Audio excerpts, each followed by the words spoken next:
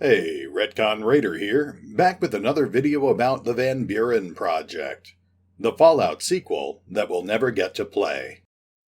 I've already talked about the game quite a bit, covering the mechanics, the story, and the recruitable companions. But honestly, that barely even scratches the surface. There's a lot more information to cover, so today I thought we'd finally dive into the location design documents. There are 16 different location design documents to choose from, all in varying states of completion. We'll be starting with design document number 1, the Tibbets Prison Facility, which is convenient since that's where the game would have started. Unfortunately, this is where we start running into the main problem with a lot of these design documents. Many of them are incomplete or inconsistent, since the game was still being actively developed when it was cancelled.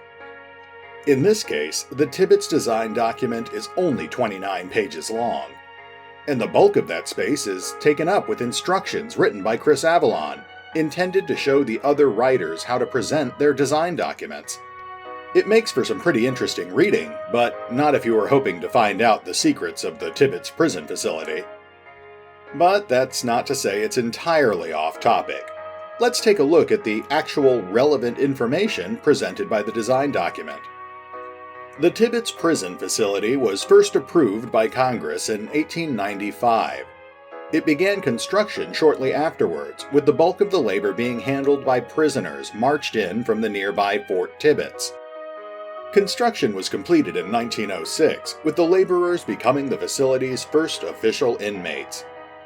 It was designated as an all-male prison with a maximum capacity of 636 prisoners. The facility continued to see expansion and improvement over the ensuing decades until 2042, when the United States government handed it over to Vault-Tec and Poseidon Oil as part of the Safe House project.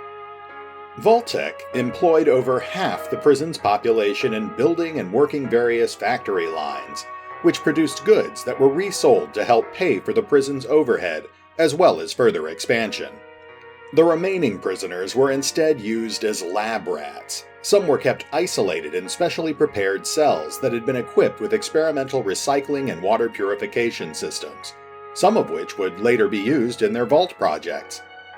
Other prisoners were also subjected to the Code program, which developed technology used for brainwashing and mental reconditioning, and which was notably used by the United States government as part of their RoboBrain project to help them wipe and reprogram prisoners' brains for use in RoboBrain shells.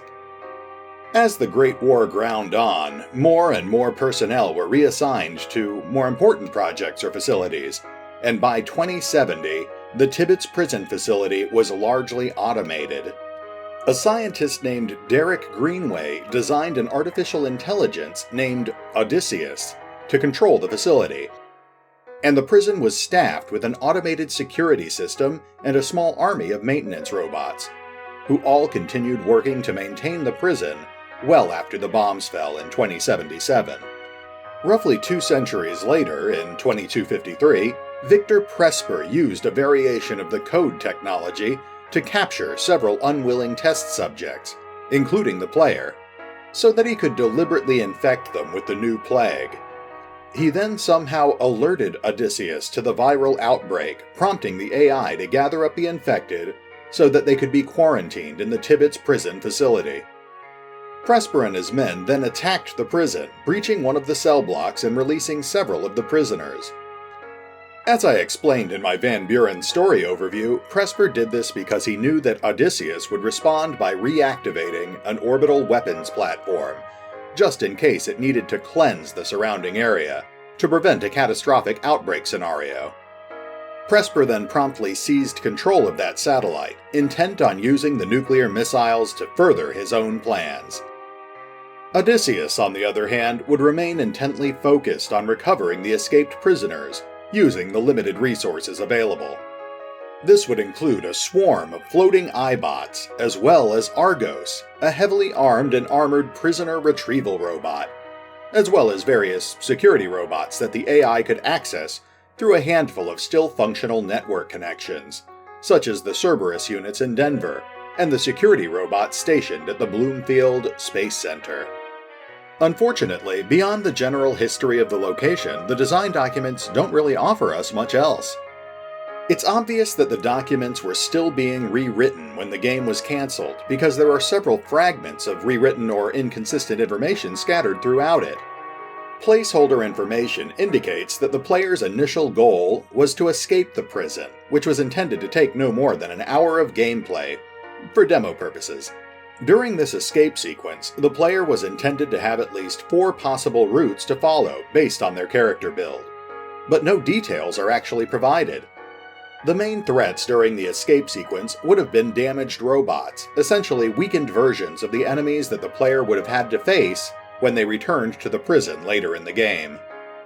As the game progressed, the player would need to return to the prison again, unlocking additional parts of the facility as they returned the escaped prisoners to captivity. This would allow them to delve deeper into the prison, discovering increasingly valuable rewards and eventually allowing them to confront Odysseus, and presumably get the AI to stop hunting them, either through diplomacy, technical wizardry, or overwhelming violence. A small number of potential quests are mentioned, most of them likely linked to the initial goal of escaping the prison. This includes escaping Cell Block 13, reprogramming a guide bot, bypassing Security Door 13, and getting a key to the armory. A particularly odd story fragment mentioned in the design document involves Odysseus having a split personality. The Tibbets Prison document also makes reference to a robot city to the east, a city apparently populated by other artificial intelligences that seek to subjugate Odysseus and use him as a slave. None of this is referenced in any of the other design documents, so I can only assume it's something that was in the process of being cut from the final game. Or perhaps, much like Caesar's Legion, it was intended to lead into the story of Fallout 4. While we don't have any of the details about the maps, the enemies, the rewards, or all that good stuff, we do have a loose outline of the areas that would have been planned for the Tibbets facility.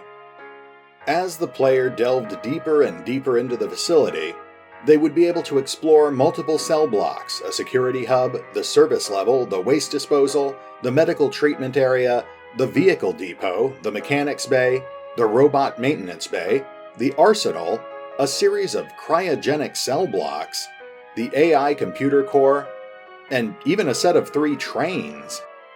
Sadly, we don't know any real details about these areas, but we can probably make some assumptions.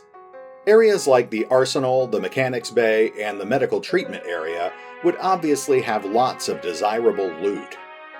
Since Van Buren was going to have a functional vehicle system, the vehicle depot likely would have been a source for at least one unique vehicle.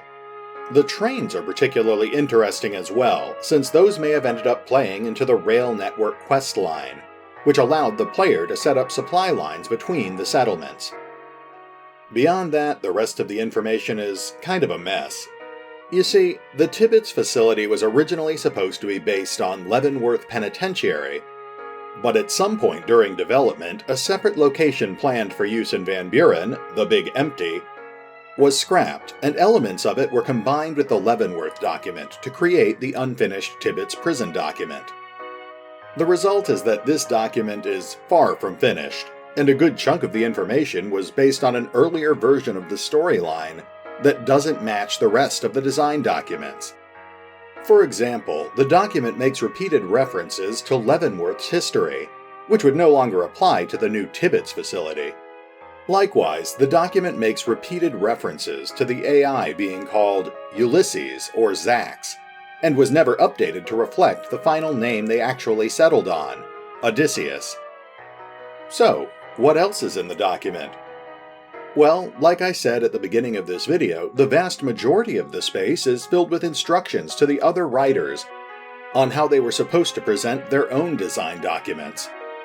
Examples are often given, but they have nothing to do with the Tibbets facility, instead showing things like a small rad scorpion cave and the back entrance to a raider base, both from the original game, and the main street of New Reno from Fallout 2.